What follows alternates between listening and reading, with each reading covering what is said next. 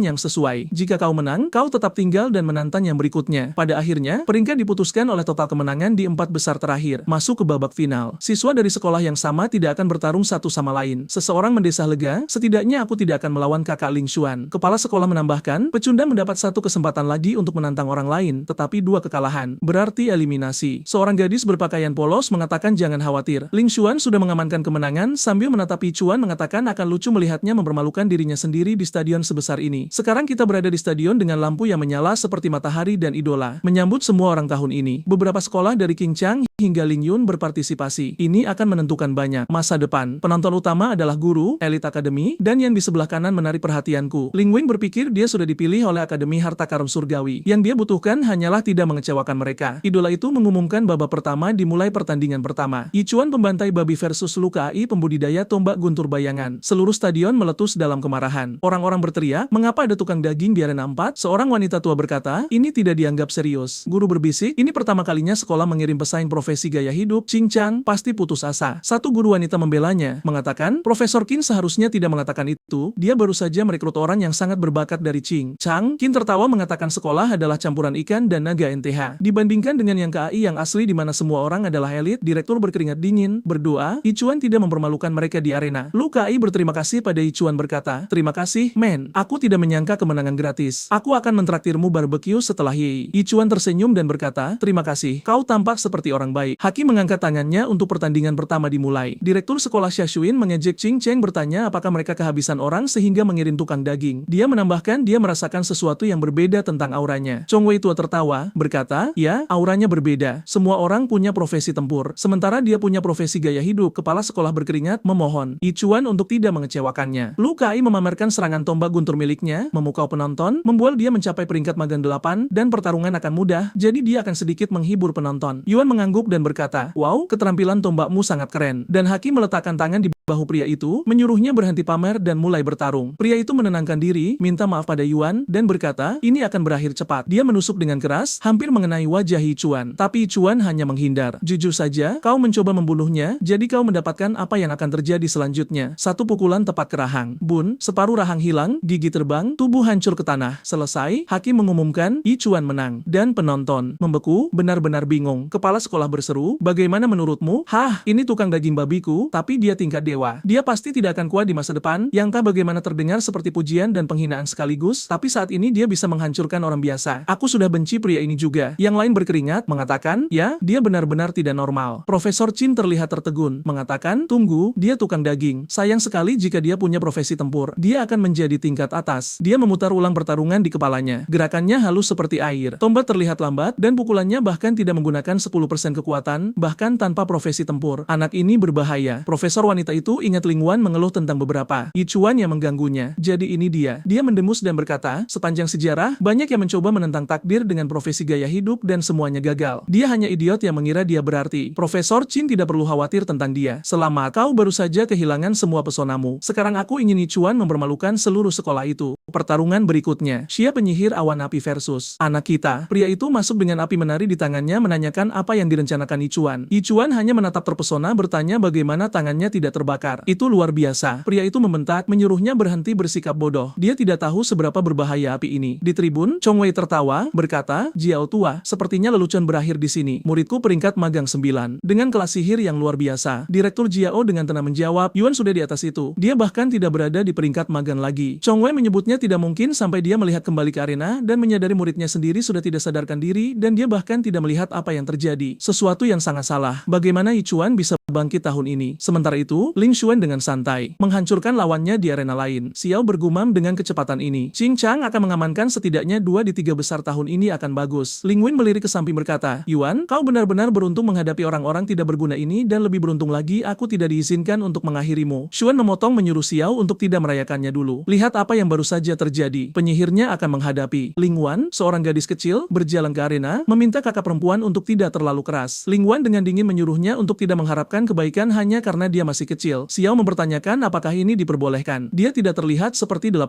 tahun. Xuan mengatakan dia menjamin gadis itu lebih tua dan memperingatkannya untuk tidak meremehkan Waner. Dia adalah salah satu keajaiban tahun ini. Gadis berkepala besar itu hanya menatap ke depan mengatakan, dia pasti mendapatkan suka di video ini. Itu membantu Mamoru membuat konten yang lebih menarik untuk pemirsa. Aktifkan bel kecil yang nakal. Dan aku keluar.